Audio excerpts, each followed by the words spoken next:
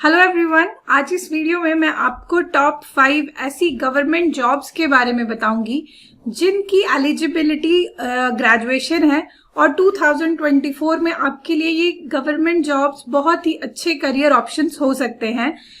ये जितनी भी जॉब्स हैं, इन जॉब्स के दौरान आपको हैंडसम सैलरी के साथ साथ जॉब सिक्योरिटी तो मिलती ही है, पर इसके साथ साथ बहुत सारे अलाउंसेस भी आपको मिलते हैं। तो चलिए स्टार्ट करते हैं आज की इस वीडियो को। नंबर 1 है सिविल सर्विसेज।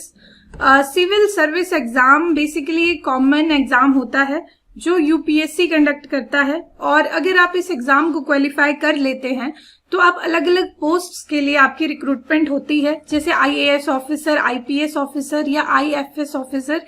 बेसिकली इसकी जो एलिजिबिलिटी रहती है वो ग्रेजुएशन होती है फ्रॉम अ रिकॉग्नाइज्ड यूनिवर्सिटी, और साथ ही साथ एज लिमिट जो है वो यूजुअली 21 से लेके 32 इयर्स तक रहती है, और रिलैक्सेशन मिलती है रिजर्व्ड कैटेगरीज को। ओके, और नेक्स्ट है सैलरी। अगर हम देखें तो अगर एंट्री लेवल जो है वो ऑफिसर की सैलरी देखी जाए आफ्टर ट्रेनिंग तो वो 56,100 से लेके 2,50,000 पर मंथ तक अप्रोक्सीमेटली रहती है। और अगर पर्क्स की बात करें तो अपार्ट फ्रॉम सैलरी एक सिविल सर्वेंट को अपने करियर के दौरान अकोमोडेशन, ट्रांसपोर्टेशन, मेडिकल फैसिलिटीज और इसको छोड़ के भी और बहुत सारे अलाउंसेस मिलते हैं।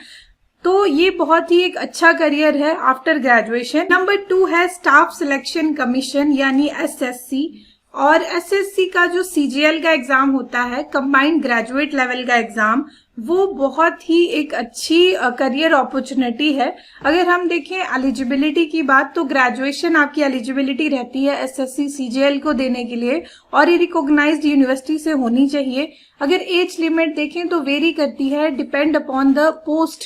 ठीक है, आपने किस पोस्ट के लिए अप्लाई किया है उसके हिसाब से एज लिमिट्स अलग अलग हो सकती हैं, और रिलैक्सेशंस मिलती हैं रिजर्व्ड कैटेगरीज को। अगर हम देखें सैलरी का तो जो स्टार्टिंग सैलरी रहती है वो उसकी रेंज 25,000 से लेके 60,000 पर मंथ तक अप्रोक्सीमेटली रहती है, depending on the post and the location. Next अगर हम पर्क्स की बात करें तो एक एसएससी की जब आप रिक्रूट होते हैं एसएससी से तो आपको मेडिकल रिवर्समेंट्स मिलती हैं, ट्रैवल अलाउंसेस मिलते हैं, उसके साथ आपको और भी बहुत सारी फैसिलिटीज मिलती हैं। नेक्स्ट बात करेंगे नंबर 3। तो नंबर 3 है हमारे पास बैंक पीओ। ठीक है, बैंक पीओ का करियर और जो सैलरी होती है वो बहुत ही अच्छी होती है। अगर हम देखें बैंक, चाहे वो एसबीआई बैंक हो, आईबीपीएस हो या इसको छोड़ के और भी बैंक्स हो, तो अगर पीओ की पोस्ट जो होती है उसके लिए बहुत ही अच्छी सैलरी और अलाउंसेस रहते हैं। अगर आप एलिजिबिलिटी देखें इसके लिए सिर्फ ग्रेजुएशन चाहिए इन एनी डिसिप्लिन, और अगर हम देखें एज लिमिट तो typically it is between 20 to 30 year, और रिलैक्सेशंस रहती हैं रिजर्व्ड कैटेगरीज के लिए। अगर हम पर्क्स की बात करें तो बैंकिंग ऑफिसर को जो है वो मेडिकल इंश्योरेंस मिलता है, प्रोविडेंट फंड मिलता है, हाउसिंग लोन मिलता है, कंसेशन जो है वो रेट्स पे। ठीक है, और यहाँ पर इवन बहुत सारी अगर आप देखें इसके दौरान आपकी प्रमोशंस होती हैं और आपका करियर बहुत ही अच्छा बनता है। तो नेक्स्ट बात करेंगे हम नंबर 4 पर है हमारा डिफेंस सर्विसेज। तो अगर हम देखें डिफेंस सर्विसेज में बेसिकली ग्रेजुएशन के बाद ऐसे बहुत सारे ऑफिसर लेवल के पोजीशंस होती हैं जिनके लिए आप एलिजिबल होते हैं। अगर एज लिमिट देखें तो वो वेरी करती है depending upon the entry scheme और स्पेसिफिक सर्विसेज के लिए।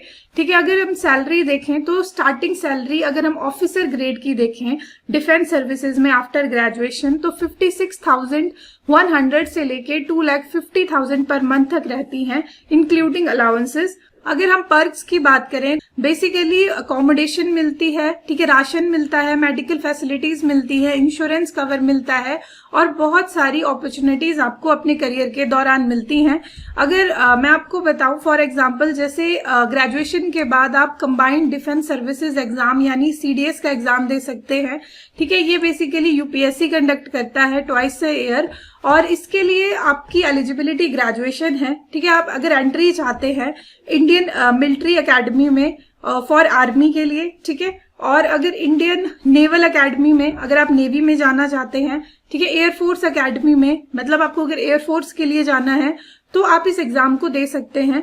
और इसकी जो एलिजिबिलिटी रहती है उसके लिए आप इंडियन सिटीजन होने चाहिए, ठीक है। मस्ट बी अनमैरिड मेल और फीमेल ग्रेजुएट, और एज लिमिट आपकी वेरी करती है अलग अलग सर्विस के लिए अलग अलग, ठीक है। तो नेक्स्ट बात करेंगे हम last but not the least state public service commission यानी स्टेट पीएससी के बारे में। इसे हम स्टेट सिविल सर्विसेज भी कहते हैं।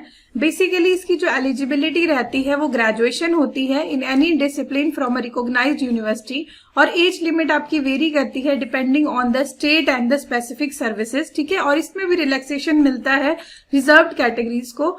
अगर हम देखें सैलरी का, तो यहाँ पर जो स्टार्टिंग सैलरी रहती है वो वैसे तो स्टेट वाइज वेरी करती है, ठीक है, बट एक रेंज अगर हम बताएं तो 35,000 से लेके 70,000 पर मंथ तक आपकी जो है वो सैलरी रहती है।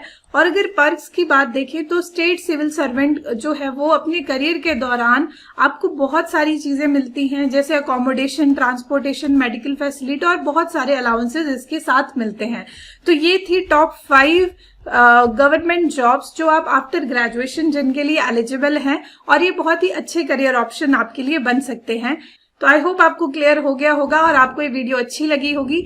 तो मिलते हैं नेक्स्ट वीडियो में, तब तक के लिए थैंक यू।